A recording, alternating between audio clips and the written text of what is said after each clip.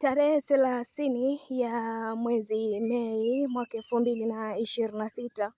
katika hoteli ya Johari Rotana, Haji Sandi Manara aliyekuwa msemaji wa klabu ya Simba Sport na Young Africans baada ya kuteuliwa kuwa afisa habari na mawasiliano wa timu zote za taifa, kwa maana ya timu ya Taifa Stars, pia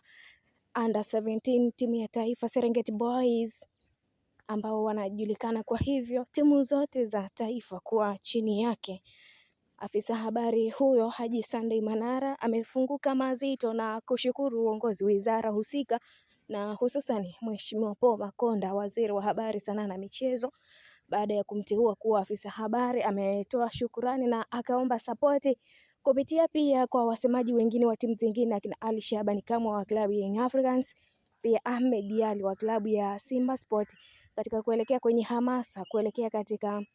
michuano ya AFCON ambayo itaanza mwaka 2027 mapema, ambapo Tanzania ni mwenyeji pia na Kenya pamoja na nchi ya Uganda ambao wao watakuwa na waandaaji wa michuano hii ya AFCON. Ameshukuru na kutaka sapoti pia kwa mashabiki pamoja na waandishi wa habari kumsapoti, kwani amesema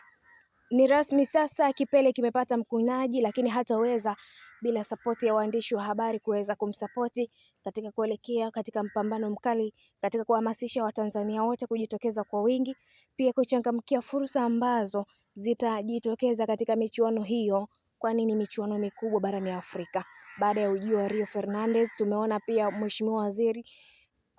Mheshimiwa Paul Makonda amekuwa akifanya jitihada za kubrandi AFCON baada ya kumleta Rio Fernandez pamoja na mpiganaji maarufu aliyekuja hivi karibuni na kuenda kutembelea mbuga za wanyama, hivyo pia na kuona ni wasaa sasa wa timu za taifa kupata msemaji ambaye akaona amteue Haji Sandi Manara aliyekuwa msemaji wa klabu ya Young Africans pamoja na Simba Sports. Hii ni Malkia wa Soka, endelea kusalia nasi, usisahau kulike, kushare, kucomment, subscribe, share, comment, like ili kuweza kupata dondoo zote za kimichezo kutokea ndani na nje mpaka ya Tanzania. Hatuachi kitu. Mimi ni Queen Liz, wakati mwingine kwa heri na uwe na wakati mwema.